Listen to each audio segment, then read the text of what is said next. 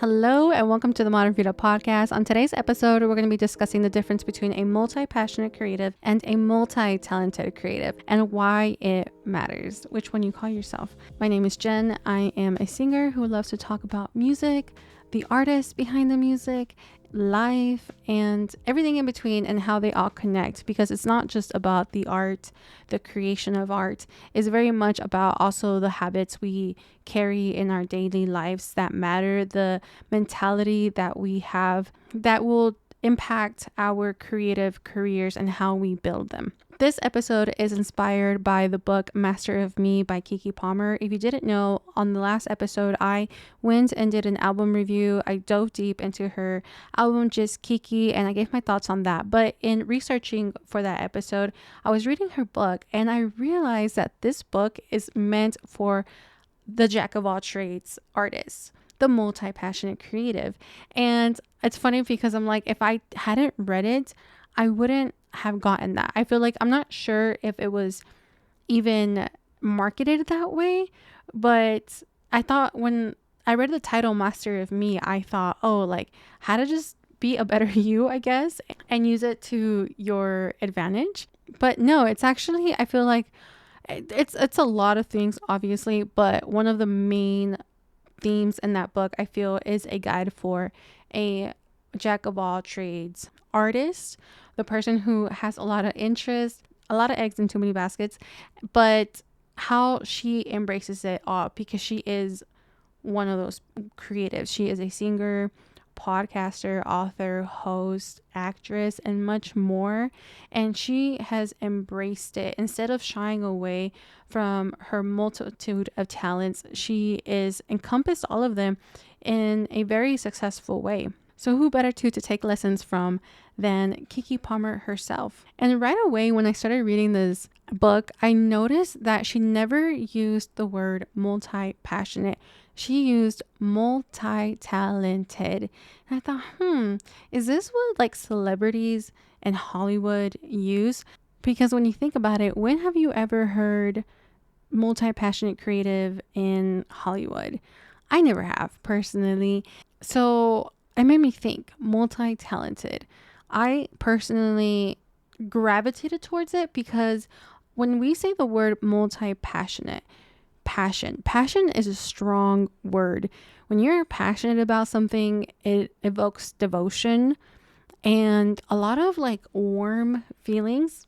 And I think as a multi-dimensional creative, a jack of all trades creative, let's just say that, when you're a jack of all trades creative, someone who's interested in many creative endeavors, it can sometimes be hard to let go of these things because some of the things that we pick up as hobbies, but then later think that we have to monetize them.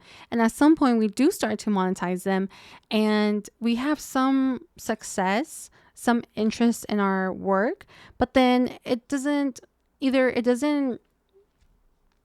take off and we get discouraged, and then we kind of get on like this cycle of disappointment and excitement and inspired and to keep going and make something out of it. I'll use myself as an example.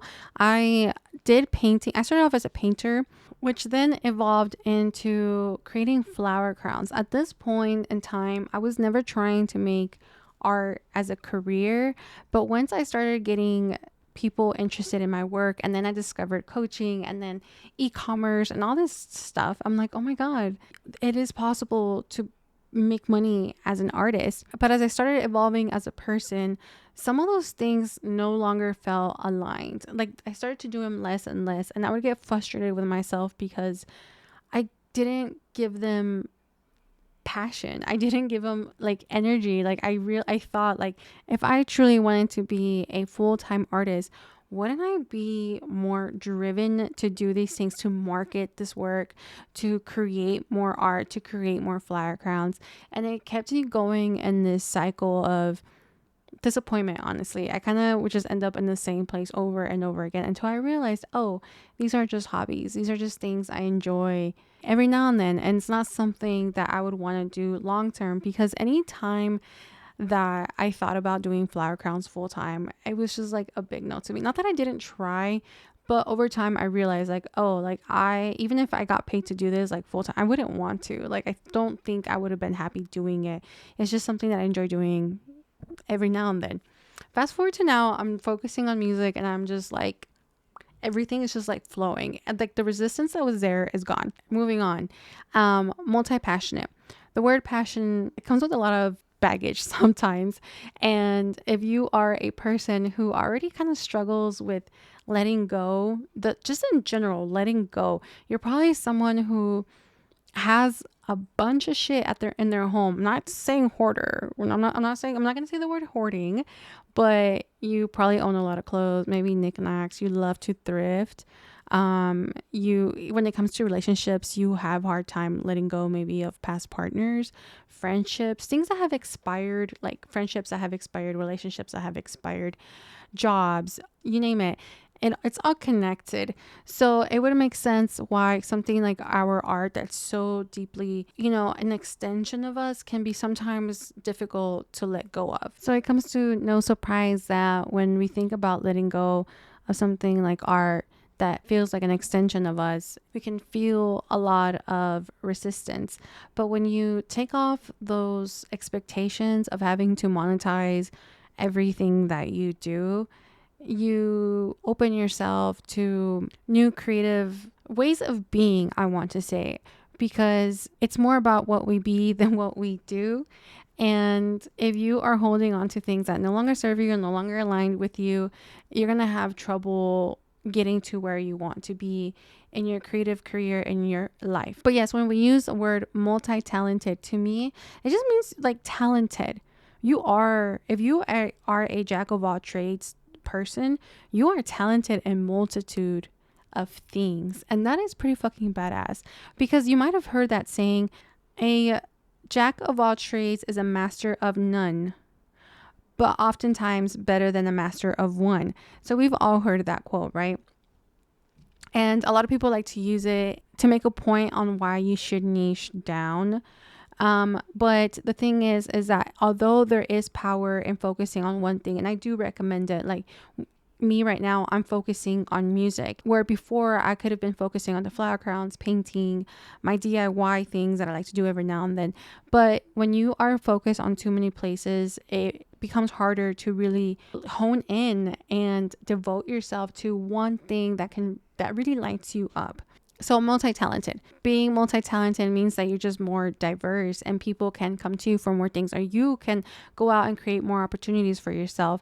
But that doesn't really mean that you have to devote all your time to all of them, if that makes sense. Like, we go through seasons. And I think it's another thing I learned from Kiki's book, Master of Me, is that even someone like her, who started off as an actress and has had a long career, she started when she was very fucking young.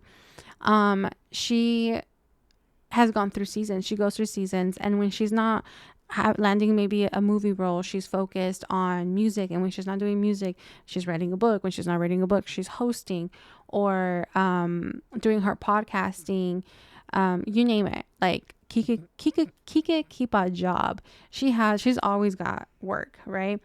And even someone at her level, when we think about making it, if you're someone who thinks about like being in the spotlight, celebrity wise, Hollywood, it can seem very glamorous and like these people don't really have to work.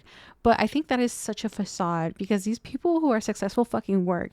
I think it's more this new age of social media where people are blowing up for not doing really much. And even that, I think, is something we need to delusionize. I don't know if that's a word, but yeah, like clear the smoke on, because nothing, like, it's very rare that someone just gets known, explodes for doing nothing. Like, that takes, whatever they're doing takes energy, even if it doesn't look like it, even if it's just them recording themselves at home or cooking. That takes energy. It takes energy to record, to edit, to put yourself on camera, you name it. Like, you are trading either in your time, or I don't want to say either, you are trading in your time and energy. But the thing is, those people are probably happy doing it and enjoying it. So it's not going to feel like work. And that's the great thing about doing what you enjoy, is that even though you are putting in work, you're not going to burn out as easily, or, you're going to be able to go longer. So all that to say is that even someone like Kiki, who's been in the industry for a long time, has had to continuously evolve herself to stay relevant, because we all know that one day you're in and the next day you're out. Even these singers, I've mentioned it before, that everybody, I feel like musicians have a peak where they're like top of the world. Like Sabrina Carpenter, I feel is like right now, she's like, I think she's gonna write it for a long time, but like I think a better example would be Doja Cat, who I feel like during COVID is when she really exploded, and her songs are great for freaking TikToks. And she kind of is down right. I don't want to say she's down, but she's not really at her peak right now. Other people are above her in sense of like public consciousness. You know what I mean? Like where it's just like fresh. I don't want to say she's fresh anymore, to me personally. Not saying that she's not great. She doesn't have a career. It's just she's not at the peak right now.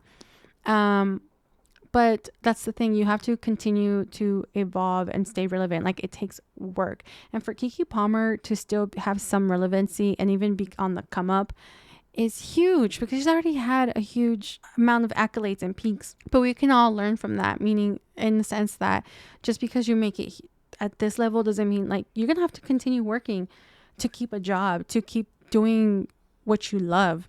I only mention this too because I feel like I had to rewire some of my beliefs, because I thought for a while that I was entitled, to be honest. I was entitled. I thought just because I did X, Y, and Z, I deserved X, Y, Z. And I had to do a lot of work on that. So some food for thought. But overall, that is a main thing that I've been really wanting to share with y'all, because I think that whether you call yourself a multi-passionate creative or a multi-talented, there's so many like multi-titles out there, multi-dimensional. There's a plethora. Actually, there's another word that I read in this book, and she didn't like mean to speak on it, or it's called, where is it? Polymath. A polymath is, it just means a person of wide-ranging knowledge or learning, who's interested, I think, in a huge range knowledge. But polymath, I really like that one. It sounds really weird, like it sounds like a math magician or something. But a polymath, someone who's interested in learning a variety of things. That's what I feel like I am. I feel like that's what basically creatives are, and maybe all of us. So take the pressure off yourself of titles, because I feel like sometimes we may get caught up in the art and think that's our identity, when it's not. It's just something that we express ourselves through, and it can be dangerous if you really tie yourself too close to your art, when it's just something that you do, that you express yourself through.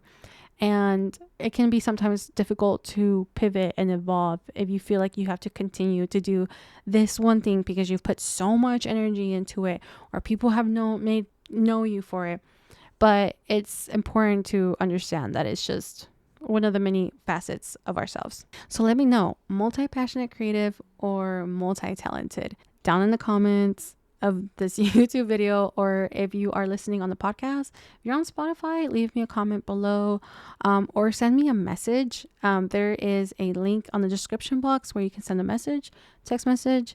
It's anonymous, and just let me know. I'd love to hear your thoughts on it. Thank you all so much for tuning in. I will be doing an album review here soon, where it's gonna be a little different. These are evolving already. So if you love to learn about the stories behind the music, not just that, but explore an album, the themes, the fashion that goes into it. So if you're into fashion, music, self-development, these album reviews are for you. And I'm not even sure if I'm going to be calling them album reviews anymore, because I'm becoming more and more interested in the artist's journey than the artist journey that got them to this incredible album, or just their latest album, whatever I decide that I'm speaking on.